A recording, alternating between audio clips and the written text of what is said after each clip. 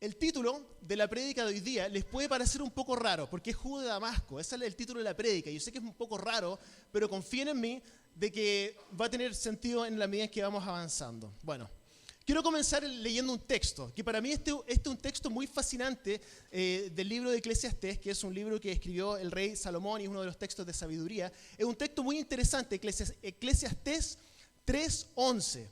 Dice, todo lo hizo hermoso en su tiempo y ha puesto eternidad en el corazón del hombre, sin que éste alcance a comprender la obra hecha por Dios desde el principio hasta el fin. El texto específico que me llama mucho la atención y que lo podrían subrayar o anotarlo, dice, ha puesto eternidad en el corazón del hombre. Cuando pienso en esto, digo, es verdad porque Dios ha puesto eternidad en el corazón de todo el hombre. ¿Cómo lo entiendo yo esto? De que todos nosotros, cristianos, no cristianos, en cualquier denominación, lo que nosotros creamos, ateos, etcétera, tenemos algo en común y es que tenemos este deseo de algo más, como que hay algo más, como que la vida no se acaba aquí, como que nosotros creemos que no, esto no puede ser todo, tiene que haber algo más de lo que estoy viviendo, de mi entorno, etcétera. Es lo que nos diferencia de los animales, por ejemplo. Uno nunca va a ver un perro, ¿cierto?, preguntándose, ¿por qué estaré aquí en la tierra? O nunca va a ver un caballo, ¿cierto?, caminando, ¿cierto?, diciendo, hoy tengo como un vacío en mi interior. No, los animales no hacen, eso es lo que nos diferencia a nosotros, por eso que nos hace tan únicos, porque nosotros tenemos esta suerte de eternidad en nuestro corazón, como que buscamos algo más, tiene que haber algo más que esta vida simplemente. Es por eso que nos encantan las historias que terminan con, y vivieron felices por siempre. ¿Cierto? Los finales felices. Cuando al final del día todo se arregla. ¿Por qué? ¿Por qué nos gustan esas historias? Porque nos despierta algo dentro de nosotros que es un querer tener un final feliz, que es un querer que toda esta historia termine y seamos todos felices por siempre. Es un deseo que todos nosotros tenemos porque Dios puso eternidad en el corazón del hombre. Esto es muy importante. Porque todos nosotros deseamos lo que hablamos hace unos domingos atrás, hablábamos sobre el shalom. ¿Se acuerdan que era este deseo que era mucho más que decir simplemente paz, ¿cierto? O un saludo, sino que este sentimiento que todos nosotros tenemos, este deseo de llegar a un momento en nuestra vida en que finalmente digamos, y ahora está todo perfecto, ahora llega el equilibrio, ahora ya está todo bien. Todos nosotros tenemos eternidad puesta en nuestro corazón por Dios. Dios puso esto en nuestro corazón. Es por eso que muchas veces nosotros nos pasamos la vida persiguiendo lo que yo le llamo el si solo, ¿cierto? Si solo tuviera ese auto que siempre he querido, si solo me casara con esa persona, si solo tuviera la casa de mis sueños, si solo. El problema es que cuando alcanzamos, y muchos de ustedes han alcanzado sus si solos en la vida, cuando logran ese si solo, se dan cuenta que ese si solo no es tan increíble como se lo esperaban, o el si solo, ¿cierto?, se deteriora o te lo chocan, ¿cierto? O pasa el tiempo y te das cuenta que, claro, logré mi si solo, pero hay otro si solo que va inmediatamente después de ese, y después logra ese si solo, y hay otro si solo, y hay otro si solo, y hay otro si solo. Y nos pasamos toda la vida tratando de lograr, ¿cierto?, o de alcanzar este si solo, reemplazándolo por algo que nunca nos satisface. Pero Dios puso este deseo en nuestro corazón. Eso es muy interesante. Lo que nos lleva al jugo de Damasco. ¿Por qué jugo de Damasco? Bueno, a mí no me gusta el jugo, o sea, me gusta el jugo de Damasco, lo encuentro sabroso, es rico. Pero el jugo de Damasco es lo peor que uno puede tomar cuando uno tiene sed. Para ustedes que han hecho hacen deporte o salen a correr, etcétera, y están muy cansados y lo único que quieren es saciar esa sed, lo peor que uno puede tomar, y yo lo he comprobado. Uno dice, ¡ay, qué rico jugo de Damasco! Voy a tomarme un rico jugo de Damasco para la sed. Y empiezo a tomar el jugo de Damasco, tomo el jugo de Damasco, lo tomo y me empiezo a enguatar, ¿cierto? Me empiezo a sentir mal porque tiene tanta azúcar, ¿cierto? Y llega un punto en que estoy así, satisfecho, enguatado, con deseos de vomitar. Y lamentablemente, a pesar de todo eso, todavía tengo sed. Lo que necesitamos después de correr es un agua con hielo, ¿cierto? Eso nos quita la sed. Pero nos pasamos nuestra vida tomando jugo de Damasco, buscando satisfacción, lo que promete, ¿cierto? Oh, no, eso sí, oye, qué rico al principio, pero no me satisface. Y después quiero más. Entonces hoy día vamos a hablar sobre la historia de una mujer que se pasó toda su vida tomando jugo de Damasco. Buscaba ella satisfacer esta eternidad en su corazón que Dios había puesto, pero la había tratado de satisfacer con diferentes hombres, diferentes relaciones. Esta mujer había estado casada con 5 hombres diferentes. Buscaba saciar su sed. Y vamos a hablar sobre eso hoy día porque muchos de nosotros también buscamos, no necesariamente en relaciones, pero en diferentes cosas, tratar de saciar esa sed que Dios puso en nosotros. Pero solamente tomamos jugo de Damasco y al final del día terminamos sintiéndonos mal y nuestra sed no está saciada. Vamos a orar para que Dios nos guíe en esta prédica, para que esta prédica nos transforme, la palabra de Dios nos transforme nuestra vida y que nuestra sed pueda ser saciada. Señor Jesús, dependemos absolutamente de ti hoy día. Queremos pedirte, por favor, Jesús, que tú nos guíes, que tu Espíritu Santo venga, que nos convenza, Señor, que solamente Dios tú hagas lo que tú puedes hacer hoy día, Señor, que trascienda lo que se hable, Señor, y que lo que nosotros escuchemos y lo que nos transforme no sea simplemente una emoción o una historia entretenida o algo que nos haga sentido, sino que realmente en lo más profundo de nuestro ser podamos ser transformados para la exaltación de tu Hijo y la extensión de tu reino. Oramos esto, Señor, en el nombre de Jesús. Amén. Amén. Entonces estamos en la segunda semana de una serie que se llama Me Sumo. Y la razón de toda esta serie es para incentivarlos a ustedes y incentivarnos a todos nosotros a poder invitar a alguien al evento que vamos a hacer a fin de año. Pero ¿saben qué? Las entradas para el viernes y para el sábado están agotadas. Entonces solamente quedan algunas entradas para el jueves. Por lo tanto, quiero aprovechar de decirles que hoy día pueden retirar entradas para el jueves. Los que no tienen entradas, retiran entradas para el jueves para que inviten a sus amigos, etcétera. Pero no se decepcionen, porque es bueno que esté lleno. O sea, estamos hablando de 1.700 personas por noche que van a escuchar el Evangelio. Así que esto es muy importante, que estemos atentos a lo que Dios está haciendo. Vamos a leer un texto, que es el texto base de toda esta serie, que es 2 Corintios 5:19. Dice, esto es, que en Cristo Dios estaba reconciliando al mundo consigo mismo, no tomándole en cuenta sus pecados y encargándonos, esto es muy importante, encargándonos a nosotros el mensaje de la reconciliación. La invitación de toda esta serie es hacer parte, escuchen esto, la invitación de toda esta serie es que nosotros seamos parte de lo que Cristo ya está haciendo en el mundo, que es reconciliar al mundo consigo mismo. Es una tremenda invitación y todos nosotros estamos invitados a participar de esto, porque a nosotros nos toca específicamente por estar aquí a ser parte de lo que Dios está haciendo en nuestra ciudad.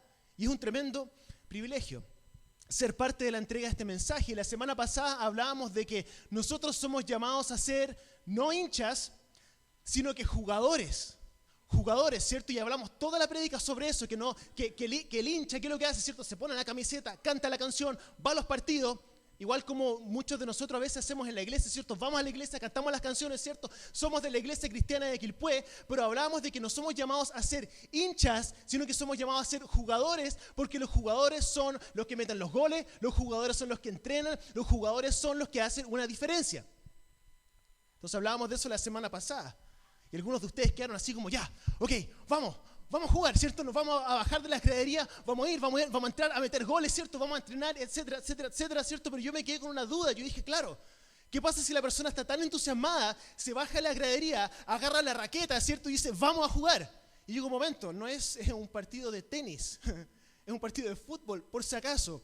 Entonces, la idea es que no es suficiente con simplemente estar con la emoción de que vamos. Tenemos que entender cuál es el mensaje y tenemos que entender cuál es el partido que estamos jugando y a quiénes estamos alcanzando. Esto es muy importante. Porque uno de los errores que cometemos como iglesia, y no específicamente como iglesia cristiana de Quilpué, sino que como iglesia en general. Es decir, ya, vamos a alcanzar a los perdidos y vamos a sacarlos de la prisión del pecado, ¿cierto? Y los vamos a dejar en libertad para que ellos sean libres del pecado, para que sean absolutamente libres. Y realmente lo que estamos haciendo muchas veces, y tengan cuidado con esto, es sacarlos de la prisión del pecado, pero ponerlos en otra prisión que es peor, o no sé si, o por lo menos igual de peor, que es la religiosidad. Y nosotros no somos llamados a invitar a las personas a una religión, sino que a una relación con Cristo. Y ese es el partido que nosotros estamos jugando. Porque la religión, al igual que muchas otras cosas en la vida, es jugo de Damasco. No nos satisface. Nos promete que nos satisface, pero al final del día no nos satisface. Entonces vamos a hablar un poco sobre esta mujer que estábamos hablando recién, que es una mujer que era despreciada por todos, que tenía un vacío muy, muy profundo, porque ella había pasado de relación en relación, en relación, en relación, en relación, y al final del día había sido rechazada por todos, y por muchos motivos. Punto 1, porque era mujer, y en esa cultura la mujer era considerada como una propiedad del hombre, como parte de mis bienes, ¿cierto? Tengo mujer, tengo ciertas propiedades, así se veía la mujer. Entonces era despreciada. Punto 1, porque era mujer. Punto 2, porque era samaritana. Y los samaritanos, desde la perspectiva de los judíos, eran una sociedad inferior. Entonces, era mujer, era samaritana, y número 3, era una mujer despreciable. ¿Por qué? Porque había estado con tantos hombres, y desde la perspectiva de la cultura en la que ellos estaban, era una mujer con la cual ellos no se podían relacionar jamás. Entonces la historia comienza en que Jesús está con sus discípulos y tienen que hacer un viaje de Judea a Galilea. Está con sus discípulos, tienen que hacer un viaje de Judea a Galilea. Pero para ir de Judea a Galilea tenían que pasar, ¿cierto?, la línea recta. La lógica, ¿cierto?, era pasar directamente a través de Samaria para llegar a Galilea. Y resulta que normalmente lo que hacían los judíos, porque despreciaban tanto a los samaritanos, era que se daban la vuelta larga. Ni siquiera pasaban por Samaria, se daban la vuelta larga. Lo interesante es que Jesús está con sus discípulos, y esto Jesús lo hace a través de toda la Biblia, este tipo de cosas, donde rompe con las tradiciones. Le dice a sus discípulos, es necesario que pasemos por Samaria. Los discípulos dicen, ya, ok, vamos nomás. Y pasan por Samaria. Y no solamente pasan por Samaria, sino que Cristo se detiene en Samaria y se sienta. Y es aquí donde comienza la historia. Juan capítulo 4, versículo 6. Dice, ahí estaba el pozo de Jacob. Jesús, fatigado del camino, se sentó junto al pozo. Un detalle, entre paréntesis, algunos dicen que Cristo realmente no sufrió, que realmente cuando le enterraron los clavos no sufrió, que era hombre, ¿cierto? Y que estaba como fingiendo, por así decirlo. Bueno, la Biblia nos dice acá que él estaba fatigado del camino. No estaba fingiendo que estaba fatigado del camino. Jesús, 100% hombre, 100% Dios. Esto es muy importante. Versículo 7. Era cerca del mediodía, sus discípulos habían ido al pueblo a comprar comida.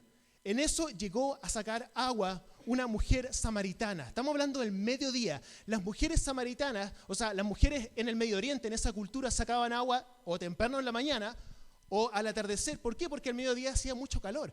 ¿Qué nos decía esto? Que la mujer no quería interactuar con nadie, que quería salir en un momento en que no había nadie, porque probablemente lo que hacían con ella era avergonzarla, era despreciarla, era criticarla, era burlarse de ella. Entonces, para evitarse todo esto, ella salía en un momento en que podía estar sola.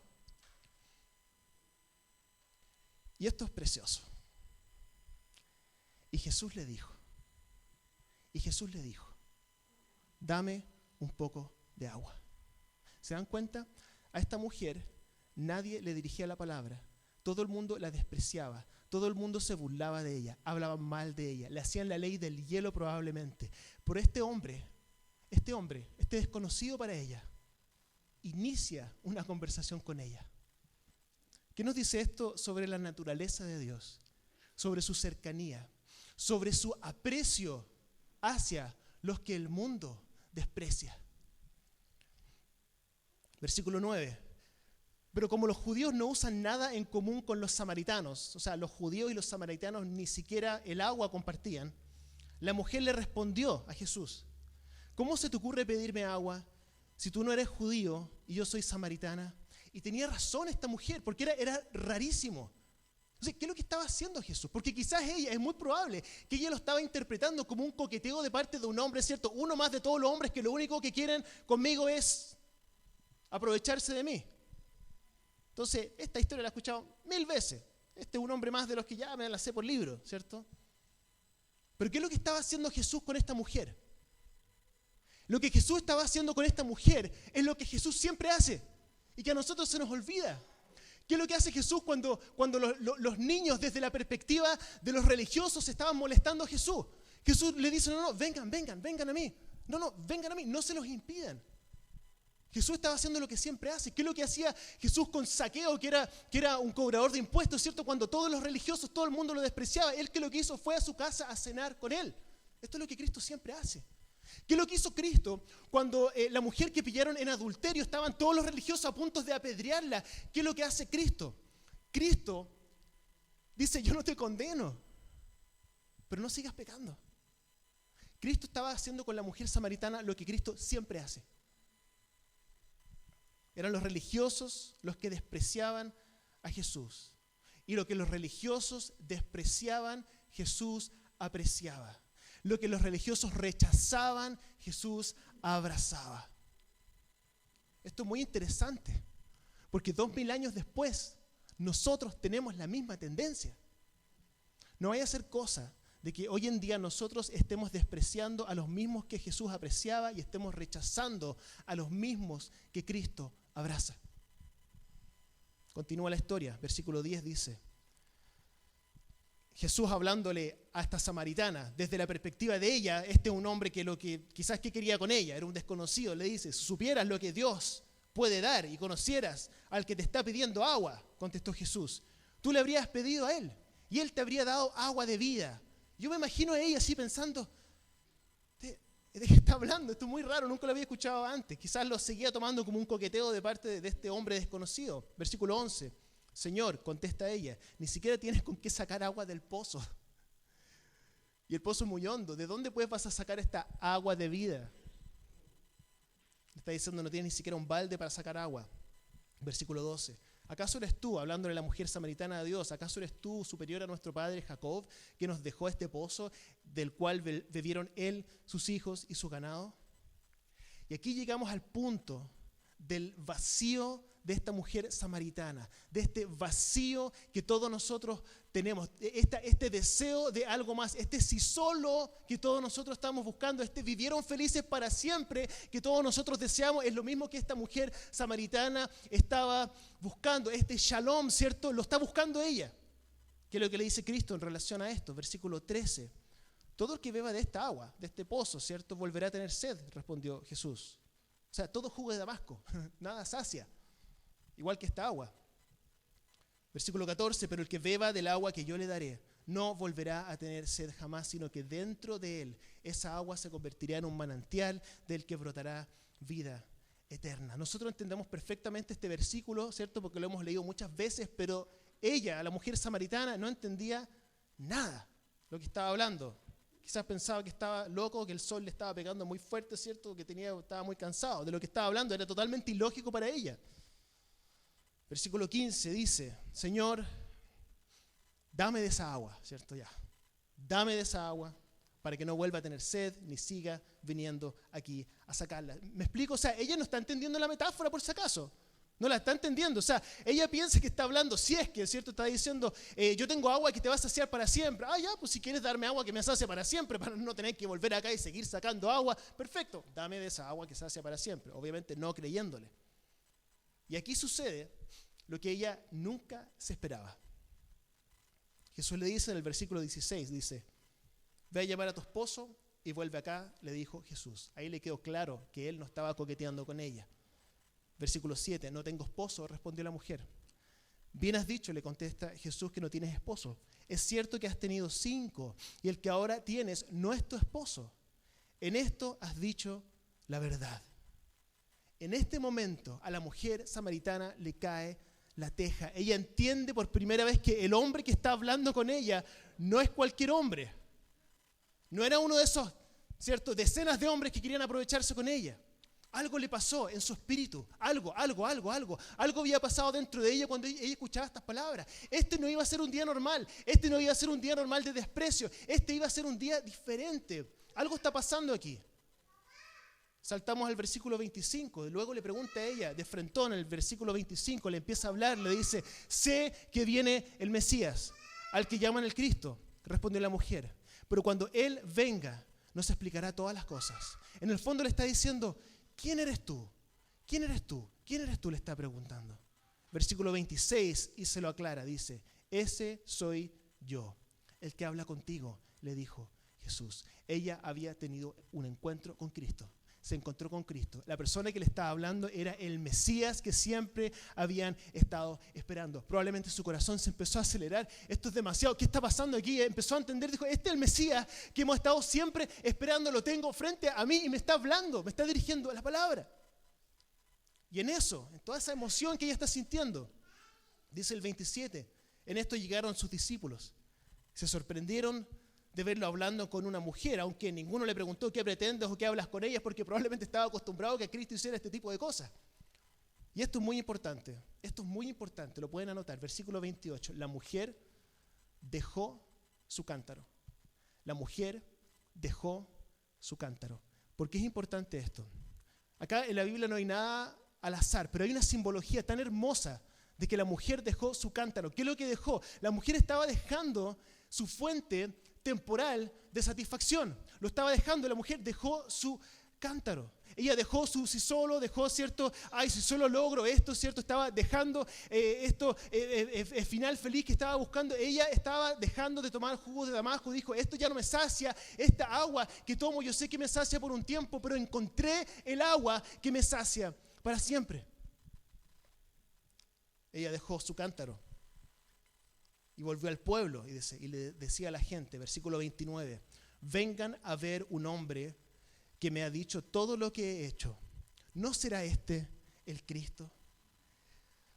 Dejó todo, dejó la vergüenza, dejó el rechazo, dejó la culpa, dejó todo lo que antes la atormentaba y comenzó a compartir de este hombre con el cual ella se había encontrado. Versículo 30, salieron del pueblo y fueron a ver a Jesús. Mientras tanto, sus discípulos le insistían. Y esto es muy importante. Rabí decían, come algo. Rabí decían, come algo. Come algo. Habían ido al pueblo a traer comida, no había comido. Come algo. Versículo 32 dice, yo tengo un alimento que ustedes no conocen, replicó él. Y aquí los discípulos no cacharon nada, porque le preguntaron, ¿le habrán traído algo de comer? Comentaban entre los discípulos, no entendían la metáfora, ¿cierto? Entonces Jesús nuevamente ya les voy a tener que explicar de lo que estoy hablando. Versículo 34 dice, mi alimento es hacer la voluntad del que me envió y terminar su obra, le dijo Jesús. Está hablando de otra figura, pero es el mismo principio. La comida y el agua, ¿cierto? La comida, tú comes y en un rato más tienes hambre. Tú tomas agua y en un rato más tienes sed. Pero esta agua y esta comida que nos sacia es estar conectados con Cristo y hacer su voluntad. Esto es lo que estaba hablando Jesús. El problema es que nosotros muchas veces asumimos que la comida y la bebida, ¿cierto?, es simplemente venir a la iglesia, escuchar un mensaje, ir a un grupo de crecimiento, leer la Biblia, etcétera, etcétera, etcétera, lo cual es bueno, pero la comida verdadera es hacer la voluntad de Dios. Por eso es que muchos de nosotros podemos haber venido a la iglesia durante 10 años y nos damos cuenta que realmente lo que estamos consumiendo es jugo de Damasco, porque la bebida verdadera y la comida verdadera está en hacer la voluntad de Dios. ¿Qué mejor que sentir esa hambre después que uno sale a correr? Esa hambre, uno dice, es un hambre que viene resultado de toda esta caloría que quemé. Es un hambre saludable. Es parecido a lo que tenemos que vivir nosotros como iglesia. Algunos de nosotros podemos tener la tendencia a tener una suerte de obesidad espiritual. Mucho ingerir y pocas calorías gastadas, ¿cierto? Saliendo, compartiendo. Lo que nos sacia, nuestra comida verdadera, está en hacer la voluntad de Dios y nosotros ya tenemos nuestras coordenadas, ya sabemos lo que tenemos que hacer. Es ir y predicar. Eso es comida verdadera. Juan 6:55 dice, porque mi carne es verdadera comida y mi sangre es verdadera bebida. Cuando estamos sirviéndonos la Santa Cena, que es lo que estamos haciendo, estamos ingiriendo comida verdadera, estamos tomando verdadera bebida, nos conectamos con Cristo. Eso es lo que nos llena realmente, es estar conectados con Él, que nuestro corazón se rompa por lo que el corazón de Él se rompe, el tener compasión por los otros, hacer la obra de Cristo, estar conectados a Él, es nuestra verdadera comida y es nuestra verdadera bebida. Todo lo demás es jugo de Damasco. Termino con esto. Algunos de ustedes pueden decir, después de todo lo que hemos hablado, podemos decir, ok, pastor, ya, entendí la historia. La historia de la mujer samaritana se trata de Cristo acercándose a una persona y no la discrimina. Entonces, lo que nosotros tenemos que hacer es acercarnos a las personas, ¿cierto? Que son discriminados por todos, los que tienen problemas, etcétera. Tenemos que acercarnos y hacer lo que Cristo hizo. O sea, de la misma forma en que Cristo se acercó a la mujer samaritana, nosotros tenemos que acercarnos a nuestros samaritanos que están por ahí, ¿cierto? Que necesitan a Jesús. De la misma forma en que Cristo no rechazó a los niños, nosotros tenemos que aceptar. De la misma forma en que Cristo le dijo a los religiosos que iban a tirar las piedras, le dijo, ¿cierto? El que esté libre de pecado, que lance la primera piedra, y se acercó a la mujer y le dijo, yo tampoco te condeno, nosotros tampoco tenemos que condenar. A veces, cuando escuchamos todo esto, podemos decir, claro, entendí. A eso se refiere el pastor, que nosotros tenemos que acercarnos a las personas de la misma forma en que Cristo se acercó a las personas. Pero el evangelismo no es una obra de caridad. Y esto es muy importante. Porque no es que nosotros, a diferencia de los religiosos, tenemos que acercarnos a la samaritana como Cristo se acercó. No es que nosotros, a diferencia de los religiosos, tenemos que acercarnos a la mujer adúltera de la misma forma en que Cristo se acercó. No es que nosotros, de la misma forma en que Cristo se acercó, ¿cierto? A diferencia de los religiosos, a Zaqueo, nosotros tenemos que hacer lo mismo. No. Nosotros, esto es muy importante, nosotros no somos Cristo en la historia. Nosotros somos Zaqueo. Nosotros somos la mujer samaritana. Nosotros somos las personas que fuimos rescatados por Cristo. Y hasta que no entendamos esto, nosotros nos vamos a acercar a las personas como una obra de caridad. Y eso es lo que a la gente no le gusta de nosotros. Nosotros estamos en igualdad de condiciones, la única diferencia es que fuimos rescatados. Y cuando asumimos esa actitud, esa es nuestra verdadera comida, esa es nuestra verdadera bebida. Sino simplemente es jugo de Damasco. Y es una carga que no nos llena porque no entendemos de lo que hemos sido rescatados. Es por eso que vemos a los otros como si nosotros tuviéramos que tenderles la mano. No. Nosotros somos a los que Cristo nos tendió la mano. Y nosotros muchas veces creemos que lo que tenemos que hacer es hacer que la gente llegue a la iglesia, lo cual es importante, o hacer que se lleguen a nosotros o a una cierta denominación. Pero tenemos que entender que nosotros, seres humanos, nosotros no tenemos agua verdadera. Esa agua no viene de nosotros.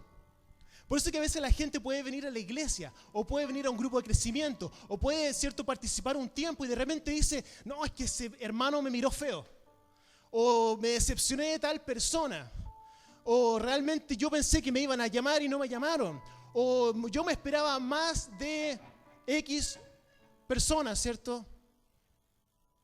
Cuando al final del día, nosotros lo único que podemos ofrecer es jugo de Damasco.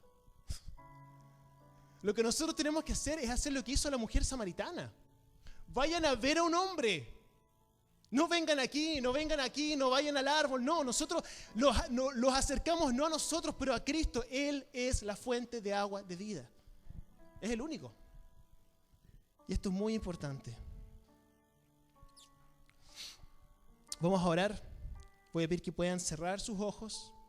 Vamos a abrir nuestro corazón para que Dios pueda sellar en nuestro corazón lo que Él quiere que nosotros recordemos. Señor Jesús, hoy día nosotros nos presentamos ante Ti como esa mujer samaritana.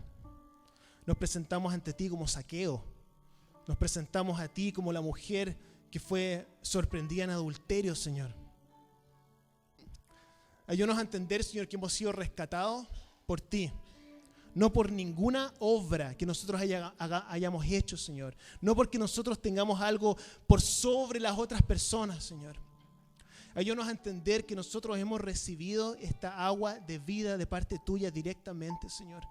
Ayúdanos a no confundir a las personas de que nosotros somos los que tenemos la verdad o tienen que venir a nosotros, a nuestra iglesia o a estos otros. Señor, ayúdanos a hacer lo que hizo la mujer samaritana, que es decirles que vayan a verte a ti, Señor. Tú eres la fuente de agua. Tú eres la única persona que nos sacia. Tú eres nuestra verdadera comida. Tú eres nuestra verdadera bebida. Te alabamos, Señor. Somos absolutamente dependientes de ti para todos, Señor.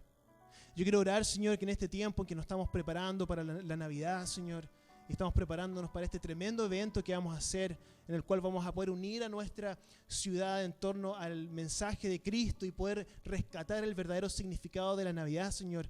Que nos ponga nuestros oídos atentos, nuestras miradas, Señor, en toda la necesidad que hay, Señor. Pero entender de que tú eres la fuente, Señor, y que nosotros no estamos haciendo una obra de caridad, sino que le estamos diciendo, miren, vayan a ver a un hombre que me cambió la vida.